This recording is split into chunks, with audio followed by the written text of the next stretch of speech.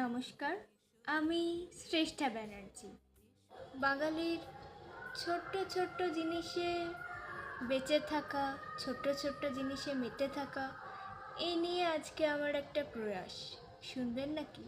পেহেলা প্যার পেহেলা নশা বলতে বাঙালির পয়লা বৈশাখটা না জুড়লে আবার সব কিছু যেন কয়লা। আবেগ বিবেক শয্যাশাহী, কেউ তো তাদের ফেরাও।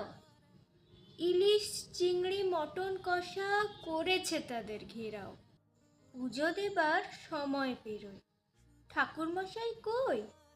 ব্যবসায়ীর এই এক জ্বালা, আজ্ঞে পেন নাম হই। এদিন যেন ওয়েস্টার্ন ছেড়ে শাড়ির মনোযোগে। রসগোল্লা ইজ ম্যান্ডেটরি আজকের এই ভোগে। দোকানে দোকানে ঘুরে দেখা কোল্ড ড্রিঙ্কসের কথা, লাল কাপড়ে মুড়িয়ে গাঁথা সেই হাল খাতা।